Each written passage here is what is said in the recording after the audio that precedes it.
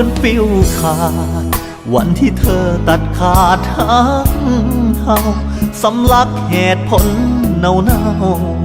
คำว่าเราเข้ากันไม่ได้หมื่นพันเหตุผลที่คนจะหาทางไปสามคำที่เธอฝากไว้ก็คือเจ็บเจียนตายเจ็บเจียนตายเมาจนห้องไห้หยดน้ำตาปนในน้ำเหล้า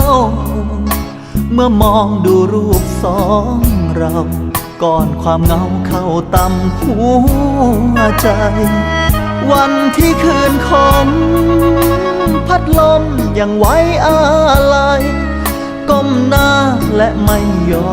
มสายคงเสียใจที่ฉันเจ็บอย่างนี้ขอให้ไปดีซดเหล้าแก้วนี้แด่เธอกับเขาเหตุผลน้ำเข้ากันไม่ได้เลิกใช้เสียทีบนเหมือนคนบ้า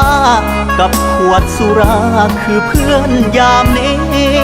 ยกเหล้าขึ้นสดอีกทีฟังเจ็บครั้งนี้ไว้กับแก้มสุดท้าย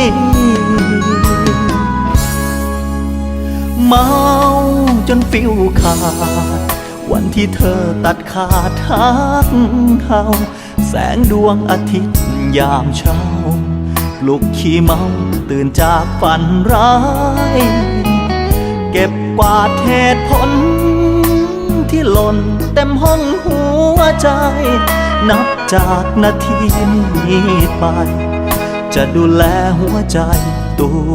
วเอง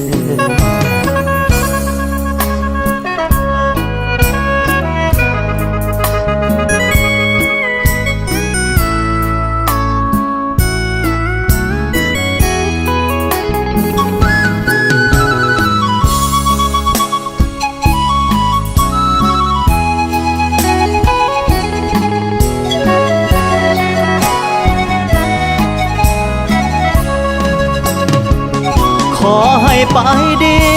ซดเหล้าแก้วนี้แด่เธอกับเขาเหตุผลน้ำเข้ากันไม่ได้เลิกใช้เสียทีบนเหมือนคนบ้ากับขวดสุราคือเพื่อนยามนี้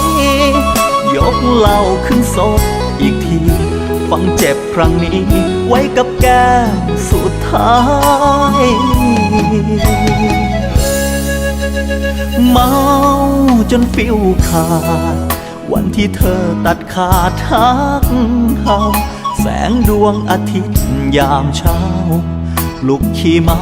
ตื่นจากฝันร้ายเก็บกวาดเหตุผล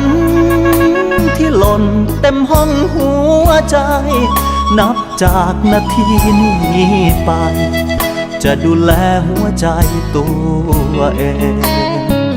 เก็บกวาดเหตุผลที่หล่นเต็มห้องหัวใจนับจากนาทีนี้ไปจะดูแลหัวใจตัวเอง